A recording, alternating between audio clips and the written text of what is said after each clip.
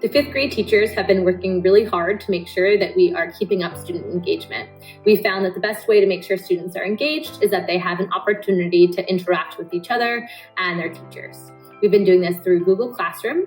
They've also been able to make videos of themselves on FlipGrid and respond to each other with videos. They've also used Screencastify to record presentations so that their face as well as the slideshow can be shown. We've also used Padlet, where they can post their work in an interactive Blackboard, and the students are able to comment on each other's work and give each other feedback.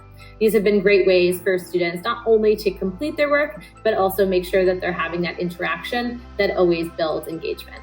One tool that's been really helpful to help students connect with one another during remote learning has been Padlet. So this is an example of a Padlet that was made to help students publish work that we did in our journalism unit. And students published their article in a reflection and then had the opportunity to add comments to one another's reflections. So they were asked to listen as though they'd be presenting in class and give some positive feedback based on what they saw. So reflections could have been written, they could have been audio, they could have been video. So here you see the audio file and the comments that were used in response. One of the tools that I've been using during remote learning is something called FlipGrid.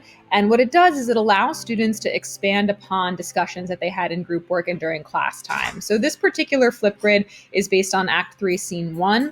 And students can view each other's responses before posting their own and think a little bit more about the topics that we've been discussing in a form that's not necessarily written. It's been really great to see students viewing each other's work and adding to our collective body of knowledge using this tool. Some tools that I've been using in my classes, been using Zoom, been using breakout rooms to get kids to open up and discuss topics a little bit more deeply.